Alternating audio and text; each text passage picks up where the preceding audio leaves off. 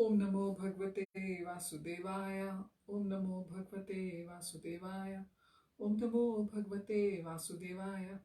Welcome to today's live reading from Sri Caitanya Charitamrit, Adi Lila 17, chapter verse 232. We'll be beginning our reading from Mukam Karoti Vachalam Pangum Langhete Girim Yat Kripa Tamham Vande Shri Gurum Din Tarinam Paramananda Madhavam Shri Caitanya Ishwaram. That's it. देखिनु बाली हा इला पागल प्रेमे नृत्य करे हाइला वैष्णव आगल. Saying, I have seen, and dancing in ecstatic love as though mad, he became a first-class Vaishnav. Purport: There was a Muslim tailor near the house of Srivas Thakur who used to sew the garments of the family. One day he was very pleased with the dancing of Sri Caitanya Mahāprabhu. Indeed, he was enchanted. The Lord, understanding his attitude, showed him his original form as Krishna. The tailor then began to dance, saying, I have seen. He became absorbed in ecstatic love and began to dance with Lord Chaitanya. Thus he became one of the foremost Vaishnav adherents of Sri Chaitanya Mahāprabhu. Verse 233. Avshete Shrivase Prabhu Vamsi Tamagila Shrivas Kahe Vamsi Tomar Gopi Hari Nila. In the ecstasy, the Lord asked Srivas Thakur to deliver his flute, but Srivas Thakur replied, Your flute has been stolen away by the gopis. Verse 234. Shuni Prabhu Bala Balena Aveshe Shrivas Varnena Vrindavan Lila Rase. Hearing this reply, the Lord said in ecstasy, Go on talking. Thus Srivas described the transcendental mellows of the pastimes of Sri Vrindavan. Verse 235. Prathamete Vrindavan Madhurya Varnila Shunya Prabhura Chitte Anand Badila. In the beginning, Srivas Thakur described the transcendental sweetness of Vrindavan's pastimes. Hearing this, the Lord felt great and increasing jubilation in his heart. Verse 236.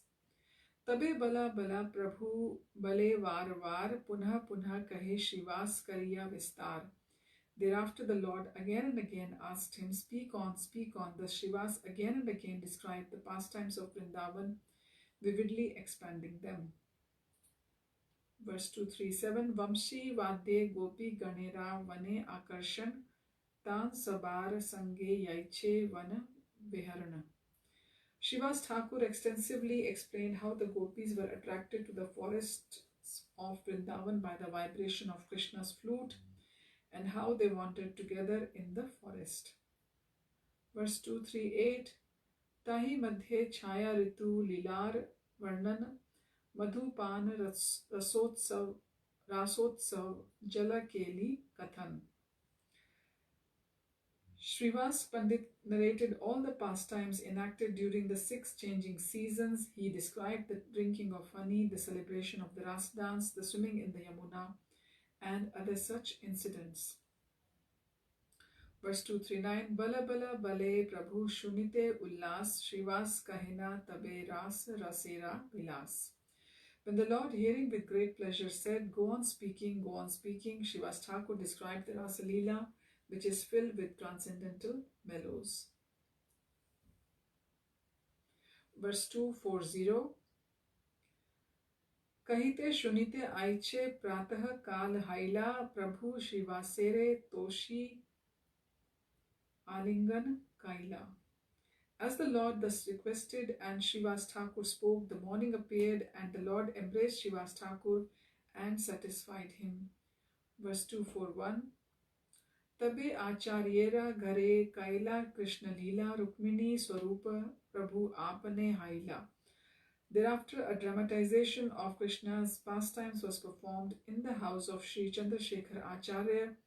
The Lord personally took the part of Rukmini, the foremost of Krishna's queens. Verse 242.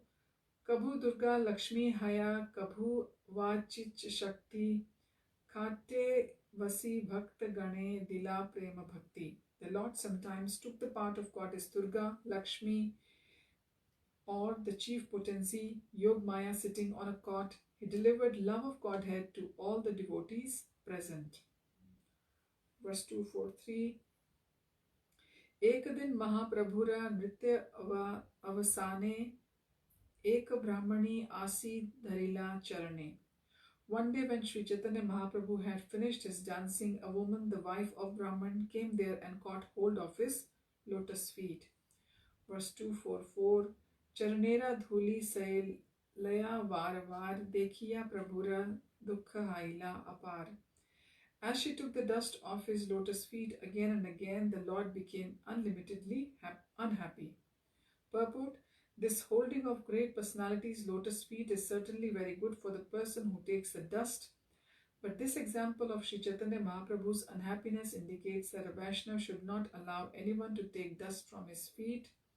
One who takes a dust of a great personality lotus feet transfers his sinful activities to that great personality. Unless the person whose dust is taken is very strong, he must suffer the sinful activities of the person who takes the dust. Therefore, ordinarily, it should not be allowed. Sometimes in big meetings, people come to take the same advantage by touching our feet.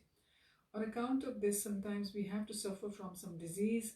As far as possible, no outsider should be allowed to touch one's feet to take dust from them.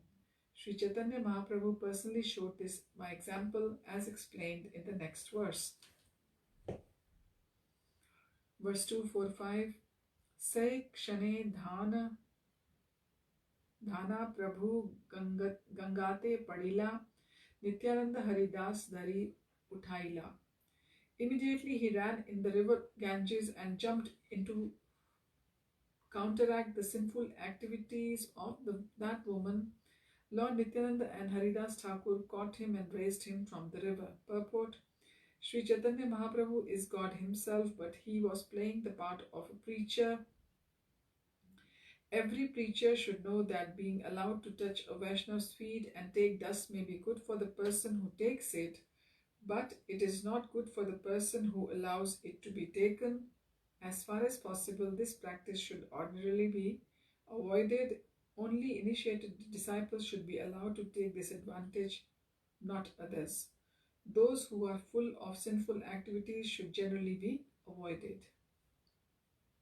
Verse 246. Vijay Acharyera Ghare Se Ratre Rahila Pratah Kale Bhakt Sabe Ghare Lana Gela. That night the Lord stayed at the house of Vijaya Acharya. In the morning the Lord took all his devotees and returned home. Verse 247. Ekadin Gopi Bhave Grihete Vasiya Gopi Gopi Nam Laya Vishanna Hana. One day the Lord, in the ecstasy of the gopis, was sitting in his house, very morose in separation. He was calling Gopi Gopi. Verse 248. Eka Paduya Aila Prabhuke Dekhite Gopi Gopi Nam Shuni Lagila Balite. A student who came to see the Lord was astonished that the Lord was chanting Gopi Gopi. Thus he spoke as follows. Verse 249. Krishna Nam Na Lao Kene Krishna Nam Dhanya Gopi Gopi Balile Va Kiba Hai Punya.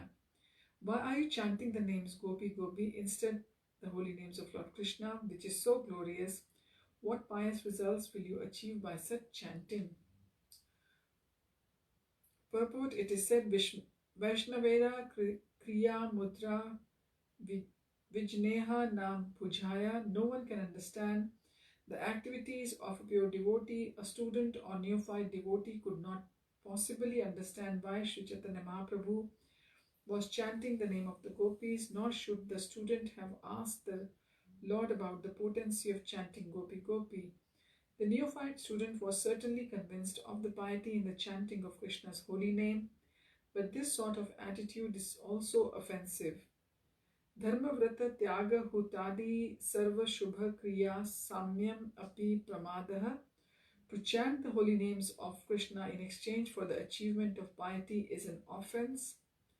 This, of course, was unknown to the student, thus he innocently asked, what piety is there in the chanting of the name Gopi? He did not know that there was no question of piety or impiety. The chanting of the holy name of the Krishna or the holy name Gopi is on the transcendental platform of loving affairs. Since he was an expert in understanding such transcendental activities, his question was merely impudent. Thus, Sri Chaitanya Mahaprabhu, apparently greatly angry at him, reacted as follows. Verse 250, Shuni Prabhu Krodhe Kaila Krishna Doshodgar Thenga Lana Uthila Prabhu Paduya Maribar. Hearing the foolish student, the Lord became greatly angry and rebuked Lord Krishna in various ways. Taking up a stick, he rose to strike the student.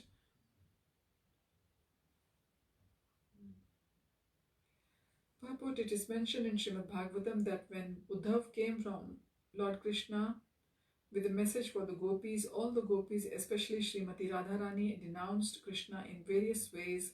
Such denunciations, however, reflect an exuberant, loving attitude that an ordinary man cannot understand. When the foolish student questioned Lord Sri Chaitanya Mahaprabhu, Lord Chaitanya similarly rebuked Lord Krishna in loving exuberance. When Sri Chaitanya Mahaprabhu was in the mood of the gopis and the student advocated the cause of Sri Krishna, Lord Chaitanya was greatly angry. Seeing his anger, the foolish student, who was an ordinary atheistic Smartha Brahman, foolishly misjudged him. Thus he and a party of students were ready to strike the Lord in retaliation.